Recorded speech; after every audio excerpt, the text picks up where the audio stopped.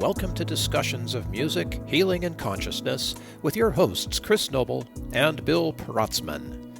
On this podcast, Chris and I offer a spontaneous, ongoing conversation about how music is intertwined with healing and consciousness. Our first season helped lay the foundation and build some of the superstructure for what we want to do here in Season 2, where we'll be welcoming some intriguing guests, going deeper into ancient mysteries and wisdom, and cultivating your background knowledge and curiosity. We hope these discussions will inspire your own study and practice of the musical and healing arts, and that your contribution to advancing world consciousness will be satisfying for you and transformative to those around you. Let's get started. I was talking a couple hours ago to a guy. We were talking about brainwave stuff. And most of us know that as like binaural beats. And he got me thinking, because we make a lot of assumptions here about things like binaural beats and frequencies and sound and rhythm and all of that. And I thought it might make an interesting conversation if you and me talked about whether or not those assumptions are questionable. Like, what if binaural beats aren't what they're supposed to do? What if frequencies, what if 432 isn't, right? How far can we go into our assumptions here, and what might we learn? So let's see if we can have a conversation about that. Yeah, I'm so down, and it's a great question to ask because assumptions, we all have them, and they always change, and reality changes. What we think is reality changes. Science changes. Science, I mean, these days it's funny because people treat science like it's this. Well, I'm sure it's actually been this way for a long time now, but it's a done deal. The Right, second right. a theory, it's like, okay, well then that's clearly how the universe works. You're I've like, heard people call it like scientism, yeah, right? exactly, because it I think becomes maybe you said that. I did not, but I've heard it mentioned that. I've Yeah. heard that, and I would agree with that because it becomes almost like a religion when you get stuck into these paradigms. And I I will be the first to admit I get sucked into paradigms just as much as anyone. Yeah. And you know what? If this gentleman that you're speaking to has really solid evidence to back up that, let's say, binaural beats are not what we think they are, I'm all ears. Yeah.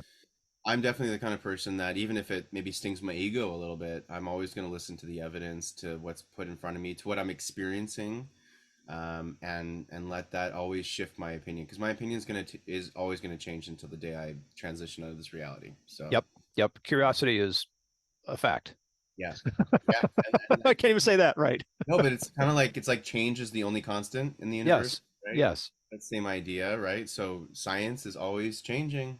Our idea of reality it's always evolving. It's So always let's just try. I mean, we can test this hypothesis, right? So everybody knows about cymatics, right? That beautiful thing where they make a piece of metal vibrate at a certain frequency with sand on it, and the sand makes these beautiful patterns, right? They're geometric patterns that are perfect, and depending on the frequency, you can change the frequency and the pattern shifts and stuff like that. And then there's Ice Crystal Guy, um, who also did some of that work, but uh, without a physical stimulus. He did it through an energy stimulus, right? So more of a, I hate to use this word, but more of a quantum stimulus for that. that's a good And word. yeah. I mean, quantum is one of those catch-all words now. It's Yeah. becoming a synonym for everything that we don't know, or that pseudoscience might interpret, or what. Anyway, sorry, don't mean to slight anyone here. But let's just say for a moment that the beauty of love energy in an ice crystal and the beauty of pick a hertz, 528 hertz on a cymatic geometric uh, pattern, uh, while we can observe them, actually mean nothing. If that is a testable assumption, then what do those things actually mean for us? I mean, if we say, just for a moment, step outside the box and say, as beautiful as all that is, it has no effect on us. It doesn't matter if our water is aligned, if that we're vibrating. What does that mean for us? Where does that leave us? These are really good questions, Bill. Obviously, I'm not coming at this with a solid answer. Neither am I. I mean, we're You testing assumptions here. This is the beauty of a podcast. That's why I love doing a podcast with you, is because we get to ask these questions that I don't ask even myself on a daily or weekly basis. So this is really fun. Yeah, you know what? It's interesting. So I'll come at it from here, from my perspective of binaural beats and Yeah. frequency. For me, it started with experience, and then I became obsessed with the science to try to explain my experience. So when I experienced binaural beats as an example, I really did, when I first came across them, and it was used for kind of mundane reasons. I was just needing to concentrate more. I haven't been diagnosed, but I'm almost positive I have ADD or ADHD or whatever that. I don't really like to fall into these diagnoses anyway, but I have a high energy, and especially when I was younger, especially in school, when you put me into like a lecture situation, I'm like, oh God, my whole body and my mind just does not resonate. So I'm anywhere else but there. Mine's all over the place. So I would look at, when I was doing, a daily tasks and more mundane admin work, I needed binaural beats, or I needed something, and I found binaural beats, and they really helped. When I needed a concentration music piece, I found the appropriate binaural beats, maybe in like the alpha wave spectrum, and or beta or something like that, and that would really help get my head into a more concentrative place. It kind of eliminated a lot of the noise. So because I kept having really positive, in my mind at least, really profound experiences with binaural beats, they really worked. I needed to figure out what was going on there, and as I went down the rabbit hole, it started to make a lot of sense. The science behind it, the shifting of your hemispheres of your brain entrainment, different frequencies in different ears that create that binaural interference pattern. All that made sense to me. So that's where I come to today as my opinion, and where I sit with binaural beats and how they're effective. It's because of my experience and then my research into them later. However, things change. Well, And so the assumptions there that by making your head brain correspond to a stimulus of a certain number of hertz, there was a benefit. Is that like a core assumption we can go with? yeah, but it was an assumption that came after. It was more of a conclusion, because I didn't Mhm. even know what I was going to experience. And that's why I liked the experience, because I didn't go in with assumptions. If anything, I went in with a little like more skepticism. Right. Yeah. And then the result was, oh wow, like it actually worked. So there's now like there's an operational construct around binaural beats that says that if 4 hertz is necessary for X activity, then a binaural beat stimulating your brain to 4 hertz will have a predictable result. As far as I can tell. Yeah. So okay, well I mean that's fair because that at least it gives us a framework that we can play with. So to test that assumption, I mean we'll call it a theory or an assumption or whatever, but we're assuming that you have proof that this is uh, what is the rest of your body doing at 4 hertz? Right, because if You it's know, if it's binaural beats, it's really only going in through your ears, because you're typically going to listen with headphones, so your body's right, not really receiving much else. right. And unless you have headphones, the perception of it, and even even the perception of a very low binaural beat is difficult for us to hear. We can feel it, but you can't actually hear these things. Well, I mean, if you're a piano tuner, you probably can. You Like if maybe your training is to listen for the beats between two strings and and train the strings so that they're in tune. So so the head brain is getting this, but what other? I mean, so how does a binaural beat, let's say, work on the heart or the vagus nerve? Do we have any? What are the assumptions that we have around that? as far as I know, I don't know a lot about binaural beats with the rest of the body. Mhm. Frequencies in particular. Yeah, we know with 40 hertz as an example, right? There's actual research in there shows a shift in your actual brain, but also your body, because they pump the 40 hertz through a whole chair with speakers, so they can measure this with your whole body. and there's, like there are profound results with that. But otherwise, there hasn't, as far as I know, and anyone watching, listening, please let us know in the comments if you know of any research that's been done with binaural beats using on the whole body. I'm not as familiar with that. All I know is that, well, actually, I don't know, but from what I've certainly researched, what seems to be the case is in nature, binaural beats are constantly happening with the Right. weight, the wind moving through the trees, the water, all this stuff. Crickets chirping. Yeah, nature creates natural binaural beats constantly. So in nature, my body is receiving constant binaural beats, and it always results in a calming effect. I mean, that's just. But is that the binaural beats? Is that all the other things in nature, like clean, oxygen, Yeah. and Yeah. sunlight, vitamin D, etc.? Like maybe there's other things, not the binaural beats, contributing to that calming effect. I really don't know, Bill. These are really great, like, because yeah, Jumping off places. yeah, right. Like, what are your thoughts? Like, what's your experience with this, Well, especially? I'm thinking here of what little is known about EMDR, eye movement desensitization reprocessing, which is also a left-right binary kind of thing. And a binaural beat is also kind of a left-right thing. It's much faster, like even 1 hertz, 1 beat per second is faster than your typical EMDR eye movement motion. I mean, Yeah, some people can do fast movements like that, but binaural beats are like orders of magnitude faster. And I think there might be a correlation there somehow.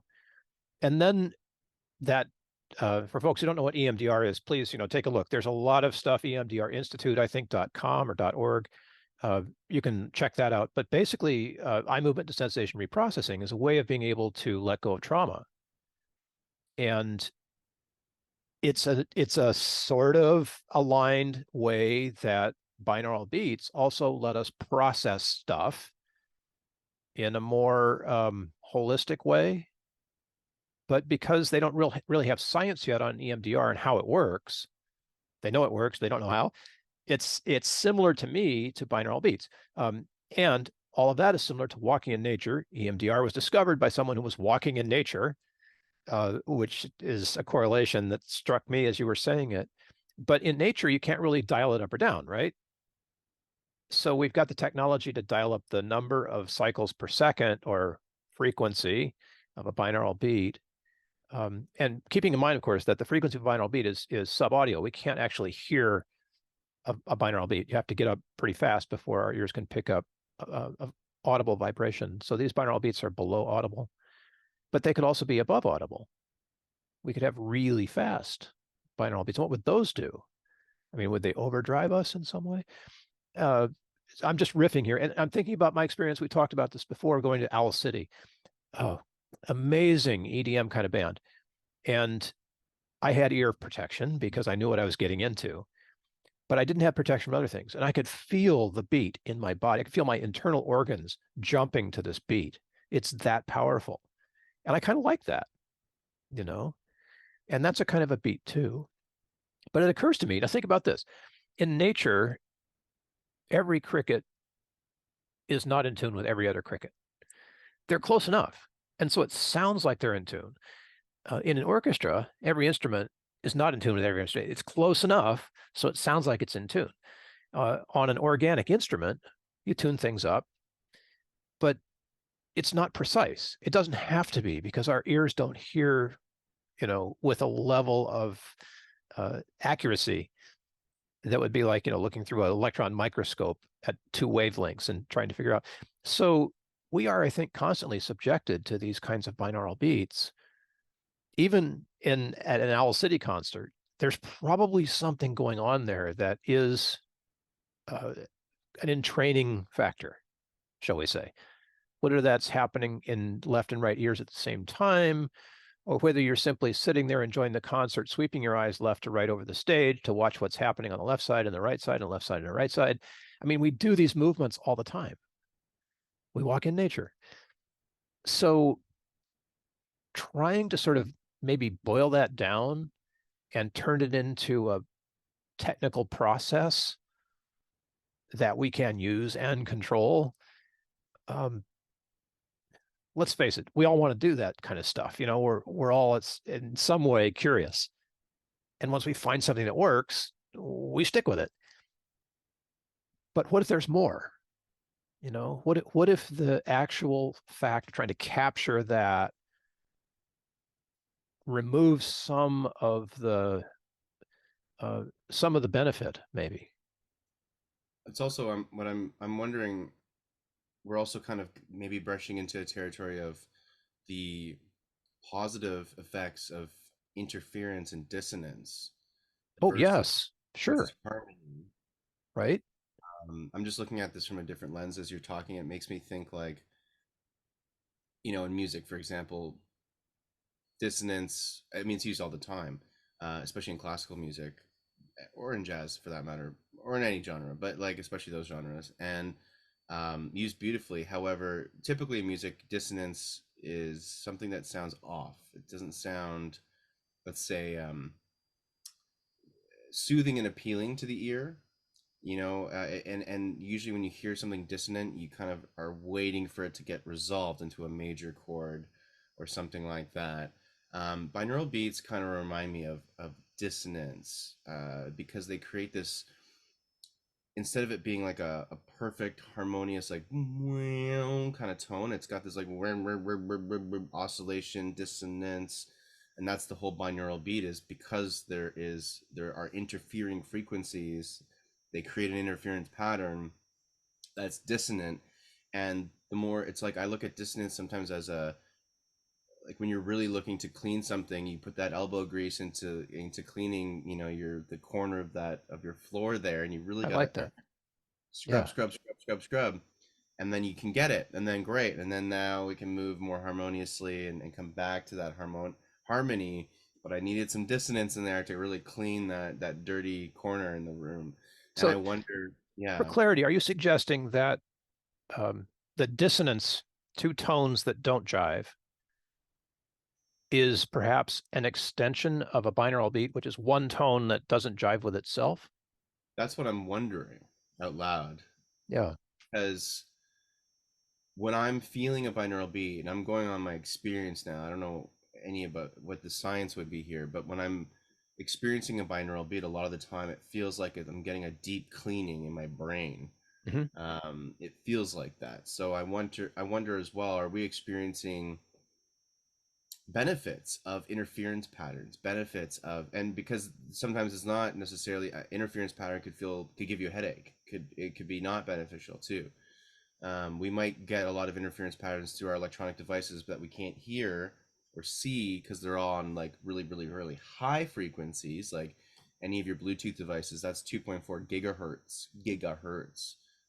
That's what, hundreds of thousands of frequencies, I think, above our audible range of 20,000 hertz. So there's those, and we know already, like, that there is a harm to those frequencies, which is why we have those EMF protectors and all that stuff to try to mitigate that.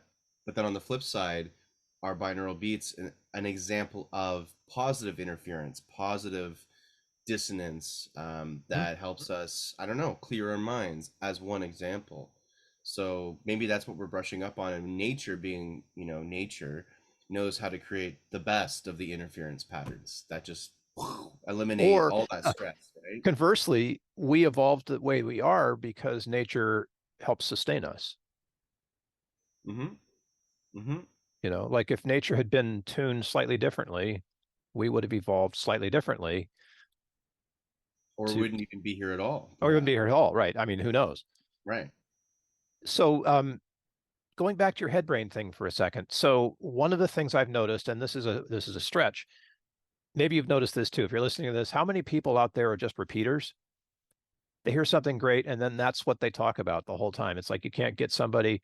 I mean, and it's great stuff. I'm not dissing anybody here. Michael Singer, Eckhart Tolle, Tony Robbins, whatever. There's amazing stuff to be repeated, and it's certainly much better than repeating stuff that isn't amazing. So I'm not trying to be dismissive of repeaters, but oftentimes we get into a pattern and we really like it and we stay there. I've done this too. And that's great until we need to change, right? Think about the repeaters back in the day when it was the solar system that orbited around the Earth. Or think about the repeaters back in the day when the way to deal with PMS was to like drill holes in a woman's skull. Um, this was accepted science for a while, and folks who disagreed with some of it got excommunicated, right? We still deal with people that harshly these days, but we still need people to ask the questions and get beyond it. So where is all this going? If our idea that repeating a 4 hertz binaural beat is good for our brains um, is in fact true, and I'm saying if this idea is in fact true and more people repeat it and it turns out to have benefit, I don't see anything wrong with that. Totally. Right? But That, if that turns out to be an assumption that doesn't hold up later on, shouldn't we also be very willing to say, oh, you know what, 4 hertz wasn't the right frequency, or 4 hertz is not something we should play to our brains because it's damaging, or 4 hertz is something that we really need in our spine, like the chair, the binaural beat chair, right? Um, can we be that open about this stuff? well, we should be, like, and that is what we're hopefully striving towards in science in general. Like, we need to be open. We have to be open to new ideas.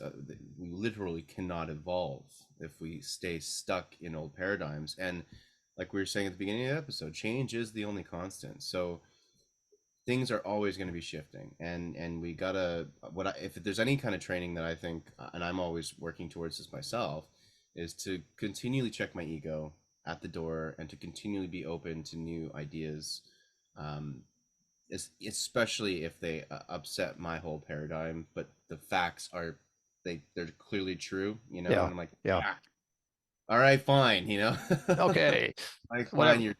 like, but I think that just that attitude is so important. The funny thing is that, you bring up, for example, um, when we used to think we were the center of the solar system, Yeah, and that everything, including our sun, revolved around us, and then that expanded into we are also the center of the whole universe. But then the funny thing is recently as they continue to explore our universe, and it's constantly getting bigger because we still can't measure the full size of it. If you can measure something that's infinite, and the more we measure it, the more it's like, well, based on our measurements, because all we can do is measure out from the Earth, technically we are the center of the universe. Because of that, because of, we think about it, if we're measuring it from the center point and we keep going in 360 degrees outward, and it seems to continue to expand outward from there, from our perspective we are the center of the universe. So it's not even that's that incorrect. So we flip-flop, we're constantly going back and forth, and switching our ideas. So what we're talking about today with binaural beats is just one example of all the things in life that are constantly switching and shifting and changing. So I'm just trying to stay fluid with life in general, and to continue to evolve and flow with new information that comes in, because I think that's one of the only ways we can move through. And the more we can get okay with just like, oh wow, I was completely off on that one, all right, cool, bring in the new ideas, versus just clinging on to these things as if they are a part of our identity. And I know with yeah. scientists and academics whose livelihood it is to present these new ideas and then to put them in the textbooks and teach the next generation, I understand how that is a much bigger deal to go back on your ways of thinking. But at the end of the day, that's still how we evolve as a species. So what you're suggesting, I guess, is instead of a kind of a dogmatic perspective that's based on how the sheer volume of people who are repeating the facts, that we should be more at ease with a kind of collective discomfort and not knowing and staying curious and being willing to uh, you know be like billiard balls on a table where anything could come along and knock us to a different place, and that place is just fine too because you're still on the table, right? Yeah, there's a strength in I believe there's a strength in becoming much more attuned to change, and Hmm. to allow yourself to be more malleable to the ebbs and flows of the universe and of life. There's always those famous analogies with many different meditation practices. Like you want to be the person, um, well, there's many. When you're meditating, I guess you're more the person on the side of the river, watching the river flow. But when you're in life, do you want to be the person fighting the current? So the river is the metaphor of, like, let's say that's just all of life. It's flowing, it's moving, it's constantly changing, always evolving and evolving. And you can either fight that current by moving upstream against the will of the universe, against the flow of everything that's coming at you, or you can learn to surf or kayak and enjoy those crazy rapids. You're not knowing exactly how you're going to get down there and through there, but you're navigating it, you're ebbing and flowing. And as this changes, it moves you over here and you go with that flow, and you move over here and you go with, and so you can navigate life. Life is challenging. Life is constant change and flux and whatnot. And if you can learn to enjoy that almost like in a game, learning to surf the waves of life, that's where I'm leaning towards more of that direction. Because then when we talk about change, we talk about these ideas, and let's say we have this guest on our next episode, and he completely destroys binaural beats, and I have to, like, then have a midlife, reconciliation of my beliefs. But at least because the way I'm learning to continue to flow through life, it'll make that change a little less painful. And I'll also be able to listen to this gentleman and really try to hear. He's saying something that I personally, from my experience, might completely disagree with, Oh yeah, but yeah. at least I'm able to hear the information. And if there is that truth in that information, then I should be able to change my views based on that. So to extend your analogy of the river, because I think I get where you're going with this, um, I was thinking about resilience and how are you resilient in the river? There's two answers to that, and one of the answers I think that is quite popular now is that resilience is saying sort of hanging in there until things go back to normal, Right. right? Yeah. And that's I don't know if that's a complete definition anymore, because it seems to me that resilience is more about learning to surf or kayak or ride the river, than it is to wait it out for the flood to die down. It's more like jump in and go. And it's And going to take you to a whole new destination. yes, You're never going to be on that river again. yes, right. And that seems to me to be the practice that we need. And yet, so here you and me, here we are in the healing music world, right? And in the healing music world, what is it about? Stillness and calm and zen and focus, and just like, oh, be in the very down regulated moment is where healing happens. And I'd like to suggest, because we're testing assumptions here, that maybe the healing doesn't happen there all the time. Maybe the healing happens while you're on the surfboard, in the river, while you're drowning. The healing happens. It's like Oh, yeah. when you're in it. I think so, Bill.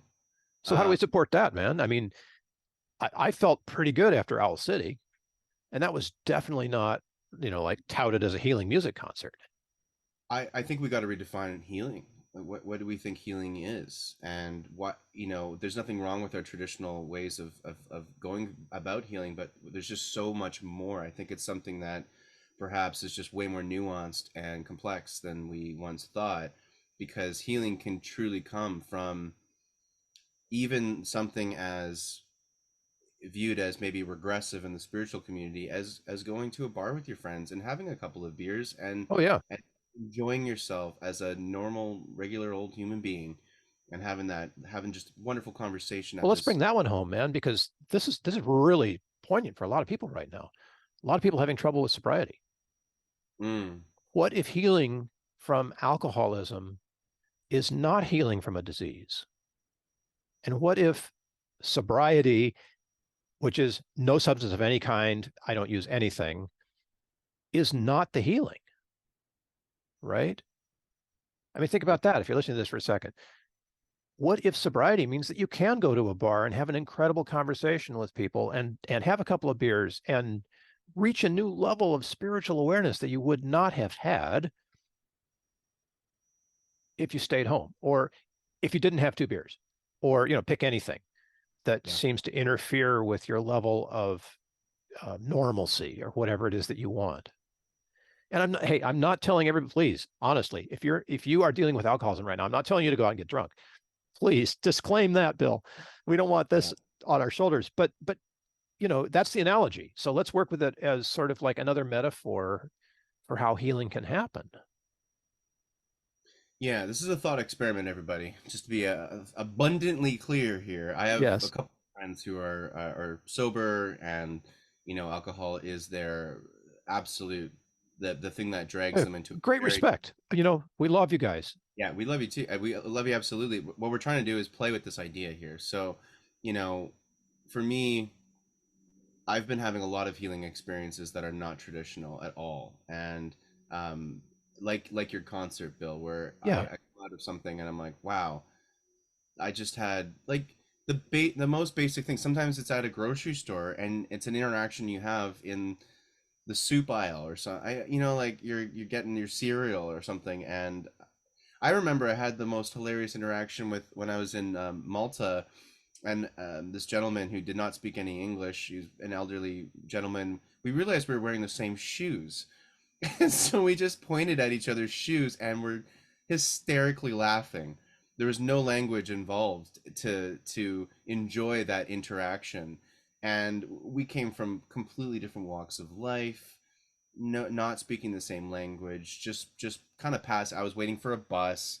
He was, I don't even know, going to the store doing his normal thing, and we just had this moment where we locked eyes, looked down, look at each other's shoes, and just started dying laughing. Because I'm like, and he's like, nice, like just giving me the gestures of like, nice choice. I'm like, we're talking about shoes. We're not even talking. We're just having a funny interaction about wearing the same shoes, because I think I was at least half his age, and yet this trendy guy, I'm gonna go with him being the trendy guy here, had these nice shoes. So I'm just using a basic example, but I found that very healing because I felt like, wow, I just transcended language, I just transcended age, ethnicity, nationality, and all these stupid things we throw on ourselves to for some form of identity or whatever we're taught and conditioned to think. But it was very healing for me just to have an interaction like that, and this is a microcosm of all these different healing situations that we have. And so healing does not have to always come from,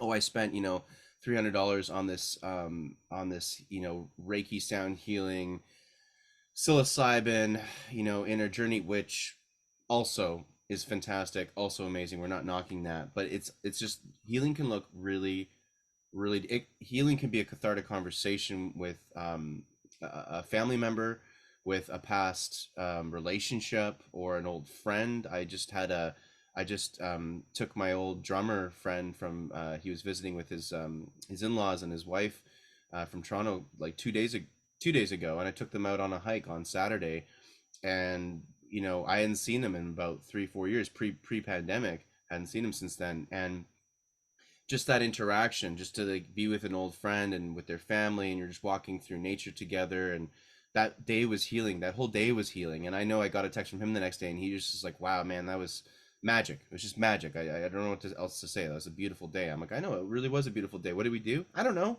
Walked, talked, ate some food.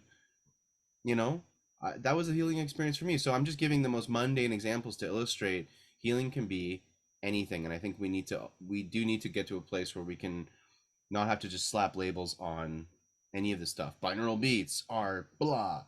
Healing is X, Y, Z. It can be anything, and especially for me these days, healing can come from joy. It can come from bliss. It can come from fun, play.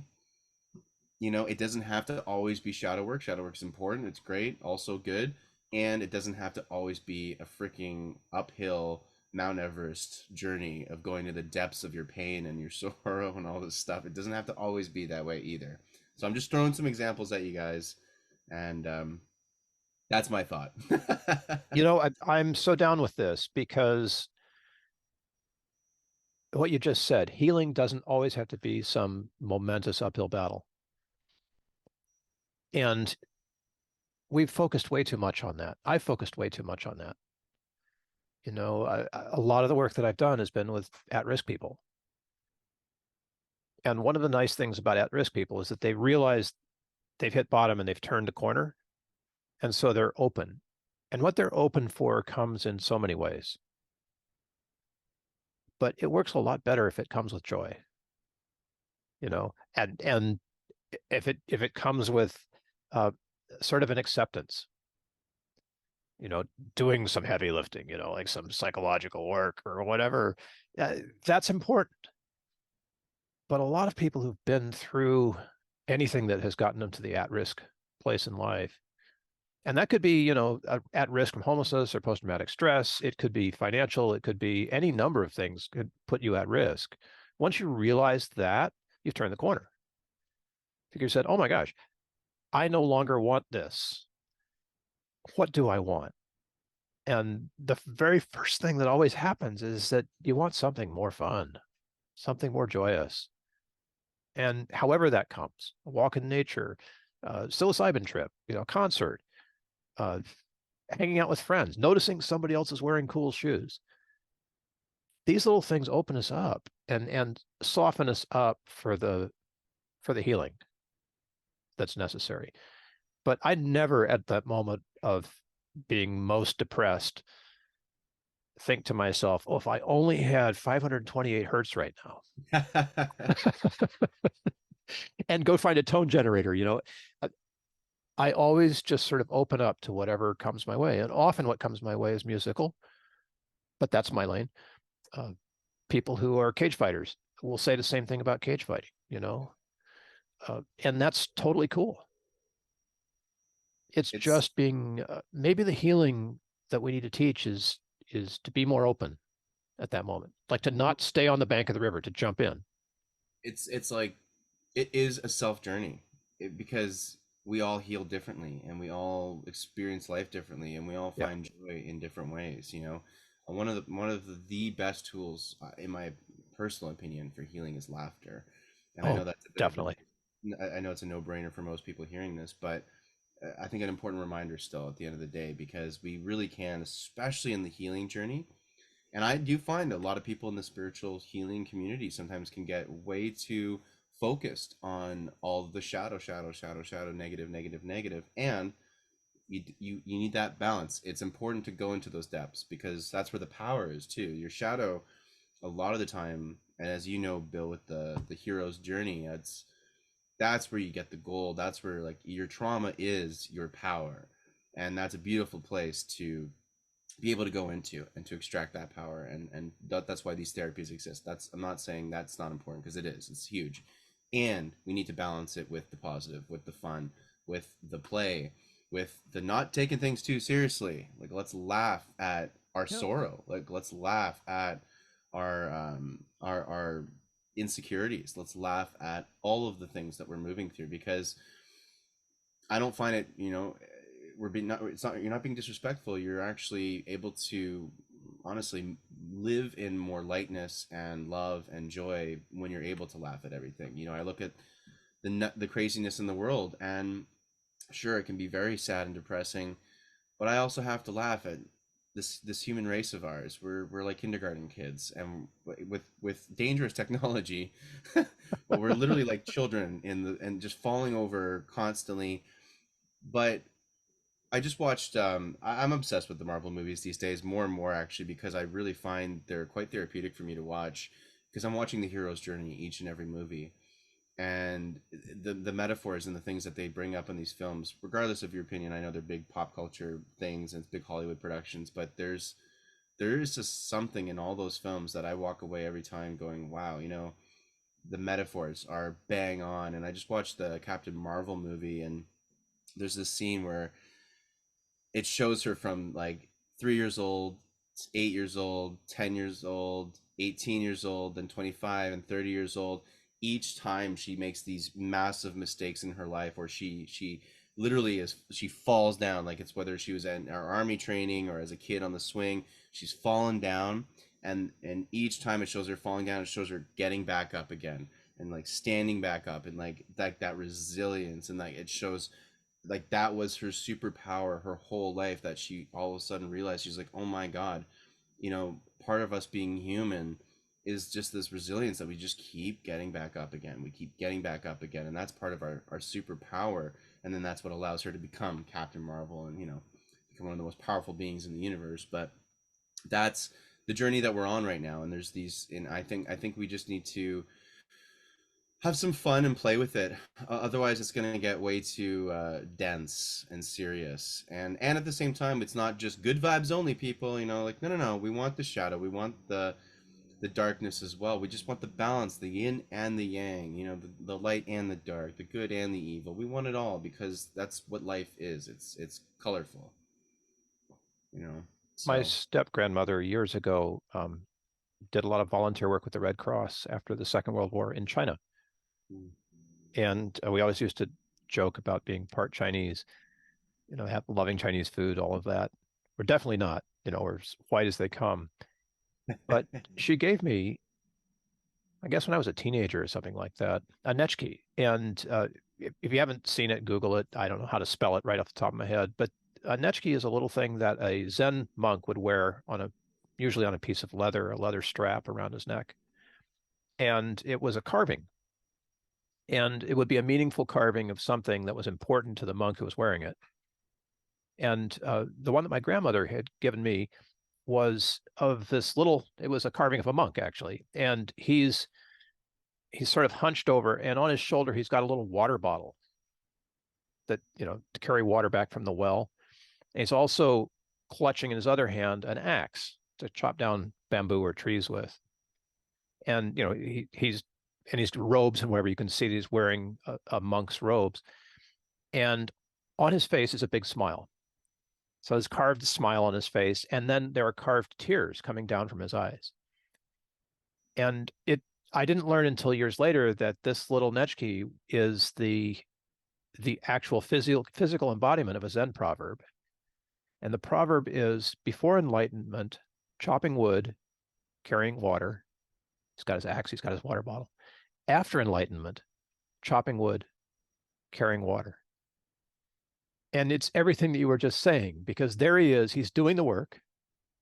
He's sorrowful, tears coming down to his face, and he's got a big smile. And he knows, because he's been enlightened, that this is the way. Oh, I love that, Bill. It's so it's life is all of the things. It's just it's really learning to embrace all of it. You know, when I wake up and I'm, you know what, I'm not feeling great today. I'm feeling kind of sad, or I'm feeling kind of off. Beautiful. Then that's what your day is going to be, and that's actually a beautiful thing. There's so much richness that comes from sorrow and sadness, and and then on the next day you wake up and you're like bouncing out of bed. You're like, oh my God, like, wow, I can't stop smiling. Everything's hilarious. I'm laughing so much today. What a beautiful day. And it's all those shades. You think about, there's some movies where, they're like sci-fi films where I'm kind of meshing together a couple films right now in my head where they talk about all this technology, and we're able to remove all the negative emotions from life, and you don't have to deal with that sadness and that stuff anymore. And then you realize, oh my God, but that's what makes us human. That's what life is. There is, like, we're losing a part of life when we take those emotions away. Oh my. And so they have those profound realizations that, yeah, the tears are just as important as the laughter and the smiles. And life is nuanced. Life is black and white, good and evil, negative and positive. And that Proverbs truly is just that way of, it's you really learning to navigate the unknown waters and to just find the joy. It's just like when you pick up a new sport or hobby, and it's that game. It's that you don't play these games because they're easy. You play them because there's a challenge, and the more challenging, the more satisfying that ending is when you finish the game. And life is just a series of these games, and these games, you're just in one big game that's a series of smaller games. And that's just how I like to look at life, and that's how I, growing up playing a lot of video games, it just makes sense for me. And that may not make sense for someone else. Maybe you can use a movie analogy, a book analogy, but we are that character, and that character and that hero's journey. You think it's easy for them? You think that any of those superheroes we see in all those superhero films had an easy life?